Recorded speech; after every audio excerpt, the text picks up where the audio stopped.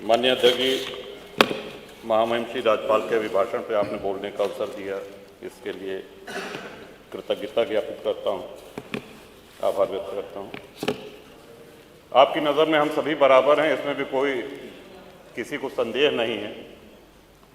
10 minute 38 second, 12 minute 32 second और 8 minute, तो लेकिन हम फिर भी प्रयास करेंगे श्रीमान कि गागर में सागर भर दे, आपको टोकने की आवश्यकता न पड़े। श्रीमान सीधे कुछ सुझाव देना चाहते हैं उनको। गत वर्ष महामहिम श्री राज्यपाल के अभिभाषण पे जनता की जो समस्या थी, हर उपभोक्ता की समस्या थी कि बिजली के बिल बहुत बढ़ा चढ़ा करके उनको दिए जा रहे हैं और दलालों के माध्यम से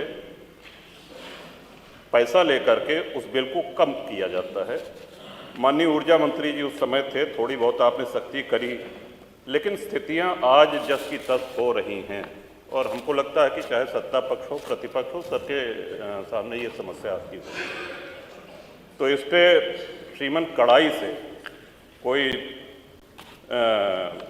निजी किसी एजेंसी को दिया गया है जो भी बिलिंग करते हैं, इस समस्या का स्थायी रूप से निदान हम सभी लोग चाहते हैं कि हो। दूसरा श्रीमान सुझाव है कि आयुष्मान कार्ड, इसमें प्रति परिवार 6 यूनिट होना आवश्यक है। बहुत से ऐसे परिवार हैं जो गरीब हैं, पात्रता है उनकी है, लेकिन घर में उनके 6 यूनिट सदस्य नहीं हैं, 6 सदस्य नहीं हैं। तो छोटे परिवारों को भी इसमें सम्मिलित किया जाए। तीसरा श्रीमान निवेदन है कि विधायक निधि से हम लोग जो असाध्य रोगों के उपचार के लिए उसमें धनराशि देते हैं, उसमें विलंब बहुत होता है। पहले तो जिले में जब वो जाता है तो सारे अधिकारी मिल के साध्य है कि असाध्य है, श्रीमान रोग होता है, बीमारी होती है और 1.5 से 2 महीने से अधिक लग जाता है पैसा पहुंचने में। तब तक प्रायः ये होता है कि मरीज तब तक उपचार की स्थिति में नहीं रहता, वो जा चुका होता है। तो इसकी निवेदन है माननीय मुख्यमंत्री जी से भी कि समय सीमा निर्धारित की जाए। विधायक निधि से हम लोग जो उपचार के लिए करें उसमें 10 दिन, अधिकतम 10 दिन उसकी समय सीमा निर्धारित हो और उसमें साध्य और असाध्य का ये क्राइटेरिया हटा दिया जाए। पैसा सीधे अस्पताल जाता है, सरकारी अस्पताल जो जिनको आपने स्वीकृत कर रखा है वहीं जाता है। तो ये साध्य और असाध्य का श्रीमान ये हट जाए तो इससे बहुत ही सरलता होगी। कई माननीय सदस्यों ने छूटा पशुओं, आवारा पशुओं की चर्चा करी। एक ही सुझाव उसमें हम देना चाहते हैं, ये समस्या कोई नई नहीं है। हम सभी लोग गांव के रहने वाले हैं और बचपन से देखते आ रहे हैं कि खेतों में मचान पे किसान रात भर जानवरों को हकाया करते थे, रात भर आवाज़ होती थी। झाड़ियों से बेड़ लगा करके किसी तरह अपने खेतों की रक्षा होती थी। उससे भी और पहले चले जाएं तो मुंशी प्रेमचंद की एक कहानी है पूस की रात, हम सभी लोगों ने पढ़ी होगी।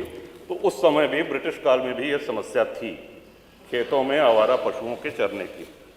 श्रीमान गौवंश को काटा तो नहीं जा सकता, मारा नहीं जा सकता है।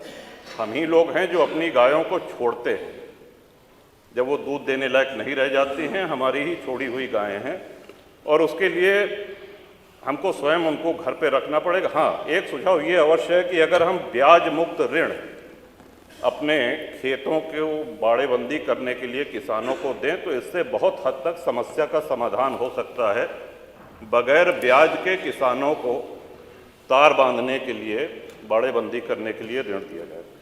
श्रीमान, अब मैं आना चाहता हूँ कि इस सदन में इस महामहिम श्री राज्यपाल के अभिभाषण में प्रभुराम की जितनी चर्चा हुई उतनी हमको नहीं लगता है कि इसके पहले कभी भी सदन में हुई हो। और सत्ता पक्ष और प्रतिपक्ष भी ये जाहिर करने में लगा रहा कि हम भी भगवान राम के भक्त हैं। भगवान राम सबके हैं, सर्वव्यापी हैं, सर्वव्यापक हैं। बड़ा सौभाग्य था हमारा श्रीमान, 22 तारीख को बहुत कम लोगों को आमंत्रण मिला था, वहाँ जाने का अवसर मिला। इतना सुव्यवस्थित कार्यक्रम, माननीय मुख्यमंत्री जी जब माननीय प्रधानमंत्री जी जा चुके थे और सब अतिथि जा चुके थे, तब घूमते रहे, एक एक व्यक्ति से मिलते रहे और वो बड़ा भावनाओं का अतिरेक था।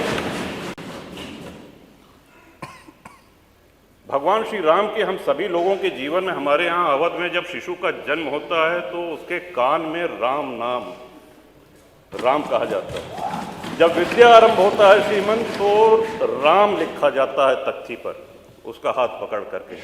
और अंतिम यात्रा के विषय में तो हम सभी को पता है, राम नाम सत्य है कहा जाता है। वो भगवान राम किन परिस्थितियों में तंबू में रहे, निर्वासित रहे, इस बात की प्रसन्नता इतनी गांव-गांव है। कोई ऐसा गांव नहीं होगा जहां भंडारा ना हुआ हो, कोई ऐसा गांव का पुराना मंदिर नहीं होगा जहां रंगाई पुताई न हुई हो, कोई ऐसा गांव, कोई कस्बा नहीं होगा जहां भंडारा न हुआ हो, जहां दिवाली न मनाई गई। और सभी प्रसन्न थे। और आपको भी श्रीमान, इस बात का हम सभी लोगों की ओर से आभार है, आपने तय किया है कि हम सभी लोगों को दर्शन कराने ले चलेंगे। कुछ विधायक अभी चर्चा कर रहे थे कि हम लोग जाएंगे कि नहीं जाएंगे। इस पे चर्चा मेरे विचार से आपके नेतृत्व में, और आप दल से बहुत ऊपर हैं, आपको हम सभी लोगों ने अपना विश्वास व्यक्त किया है, चाहे वो सत्ता पक्ष हो चाहे प्रतिपक्ष है। तो ये यात्रा आपके नेतृत्व में हो रही है, तो मेरा सुझाव है कि सभी साथियों को, सभी विधायकों को खुशी खुशी चलना चाहिए। ये कोई राजनीतिक यात्रा नहीं है और उसका अहोभाग्य है जो जाए। आपके माध्यम से श्रीमान एक और निवेदन करना चाहते हैं। श्री राम मंदिर निर्माण में कितनी भावनाएं जुड़ी हुई हैं, इसका अंदाजा इस बात से भी लगाया जा सकता है कि अयोध्या और उसके आसपास के सूर्यवंशी क्षत्रियों ने पिछले 500 वर्ष से साफा नहीं बांधा, पगड़ी नहीं बांधी, छाता नहीं लगाया। विवाह में दूल्हे को साफा बांधा जाता है, पगड़ी बांधी जाती। उनकी वो प्रण प्रतिज्ञा आज पूरी हुई है। कितने लोगों की इच्छा,